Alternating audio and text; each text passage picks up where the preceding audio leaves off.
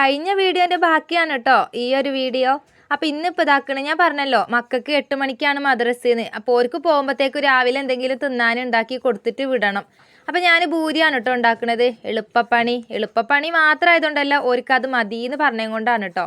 കുറച്ച് ഭൂരി ചുടനുള്ളൂ, ഓർക്ക് ഇപ്പോൾ തിന്നിട്ട് പോകാൻ വേണ്ടിയിട്ട് മാത്രം ഉള്ളത്. പിന്നെ നമ്മൾ തലേ ദിവസം ഉണ്ടാക്കി വെച്ച ബീഫ് കറീൻ്റെത് ഉണ്ടായിരുന്നു. അപ്പോൾ അതും ചൂടാക്കി ചായ വെച്ച് ഭൂരിയൊക്കെ ചുട്ടിട്ടതാ ഓർക്ക് രണ്ടാക്കും ചായക്ക് കൊടുത്തേന് കേട്ടോ.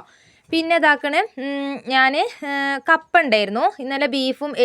ബീഫൊക്കെ വാങ്ങിയ കൂട്ടത്തിൽ കപ്പ വാങ്ങിയിട്ടുണ്ടായിന്. അപ്പോൾ അത് കപ്പപ്പുഴുക്കും എല്ലും കപ്പയും കൂടെ ആക്കാമെന്ന് വിചാരിച്ചിട്ട് തലേന്ന് തന്നെ ഞാനത് കൊണ്ടുവന്നപ്പം എല്ല് കുക്കറിൽ വേവിച്ച് വെച്ചിട്ടുണ്ടായിന് കേട്ടോ. കഴിഞ്ഞ വീഡിയോ കണ്ടവർക്ക് വേഗം സംഭവങ്ങളൊക്കെ മനസ്സിലാവണുണ്ടാവും.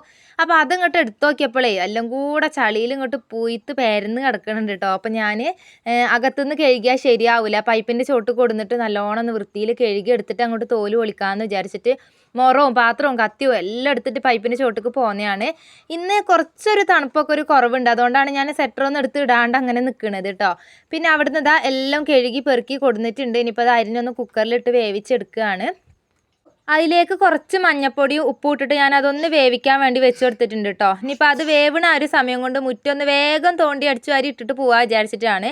മുന്നിലെ മുറ്റത്ത് എനിക്ക് അങ്ങനെ കാട്ടൊന്നും ഉണ്ടാവില്ല കേട്ടോ. ഈ ഒരു സൈഡിലേക്കൊക്കെയാണ് പിന്നെയും ചീമക്കൊന്നേൻ്റെ ഇലയൊക്കെ തൊഴിഞ്ഞിട്ട് അങ്ങനെ ഉണ്ടാവുള്ളൂ. ഈ മഴക്കാലത്ത് ഈ ഒരു ഭാഗമൊന്നും എനിക്ക് ഇഷ്ടേ ഉണ്ടാവില്ല. ഇപ്പോൾ വേനലായപ്പോൾ എനിക്ക് ഇപ്പുറത്തൊക്കെ അടിച്ചു വരാൻ ഭയങ്കര ഇഷ്ടമാണ് കേട്ടോ. മുന്നിൽ പിന്നെ പുല്ലാണല്ലോ ഉള്ളത്, ഇവിടേക്കാണ് പിന്നെ കുറച്ചെങ്കിലും ഒന്ന് അടിച്ചു വരാനുള്ളത്. അപ്പോൾ ഞാൻ കുക്കറിൽ വിസിലൊക്കെ വരുന്ന ആ ഒരു സമയം കൊണ്ട് വേഗം പോയിട്ട് ഒന്ന് ചുറ്റോട് ചുറ്റും മുറ്റമൊക്കെ ഒന്ന് അടിച്ചു വാരി വന്നിട്ടുണ്ടായിരുന്നു.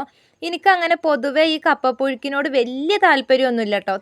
തിന്നൂല, അങ്ങനെ വലിയ ഇഷ്ടമൊന്നുമില്ല, എന്നാട്ട് തിന്നും ചെയ്യും, അങ്ങനെയാണ്. അങ്ങനെ അതാ നല്ല പൊടിയുള്ള നല്ല കപ്പയായിരുന്നു. നല്ലോണം അതാ ഹിക്കാനെ ഏൽപ്പിച്ചിരിക്കുന്നു കേട്ടോ. ഞാൻ അതൊക്കെ ഒന്ന് ഉടച്ചിങ്ങോട്ട് എടുക്കാൻ വേണ്ടിയിട്ട്. പിന്നെ ഞാൻ ഇന്നലെ വേവിച്ച് വെച്ചിട്ടുള്ള എല്ലാം ഒന്ന് ചൂടാക്കാൻ വേണ്ടി വെച്ചിട്ടുണ്ട്. പിന്നെ മക്കൾക്ക് ഭൂരി രാവിലെ ചുട്ടിയില്ലേനോ, അപ്പോൾ അതിൻ്റെ ബാക്കി കുറച്ചുണ്ടായിരുന്നു. അപ്പോൾ അതും ഒന്ന് ചുട്ടെടുക്കുന്നുണ്ട്. നാസിമോൻക്കൊക്കെ ഇഷ്ടമാണ് കപ്പപ്പുഴുക്ക്. നാസി ഒന്നും തിന്നിട്ടില്ല കേട്ടോ. പിന്നെ ഓനക്ക് ഞാൻ ഭൂരി ആക്കിയതായിരുന്നു. അങ്ങനെ എല്ല് വേവിച്ച് വെച്ചതും കപ്പ എല്ലാം കൂടെ നല്ലോണം മിക്സ് ആക്കി അങ്ങോട്ട് പെരട്ടി കുഴച്ച് ഒക്കെ ആക്കി വെച്ചിട്ടുണ്ട്. പിന്നെ ചെറിയുള്ളിയും കറിവേപ്പിലയും ഇട്ടിട്ട് ഞാനൊന്ന് തൂമിച്ചെടുത്തു കേട്ടോ. അതിലേക്ക് കുരുമുളക് പൊടിയൊക്കെ ഇട്ടാൽ കുറച്ചുകൂടെ ടേസ്റ്റ് ഉണ്ടാവും. പക്ഷെ ഞാൻ മക്കൾക്ക് കഴിക്കേണ്ടതല്ലേ വിചാരിച്ചിട്ട് ഞാൻ അത് ഇട്ടിട്ടില്ലായിരുന്നു. പിന്നെ അതാ എല്ലാം ചട്ടിയും ചെമ്പൊക്കെ അടക്കം മേശമൊക്കെ ഇങ്ങോട്ട് കൊണ്ടുവന്നു കേട്ടോ. മക്കൾ മദ്രസ പോയതാണ്. അങ്ങനെ ഞങ്ങൾ മൂന്നാളും കൂടി ഇരുന്നതാ ചായ കുടിക്കുകയാണ് കേട്ടോ.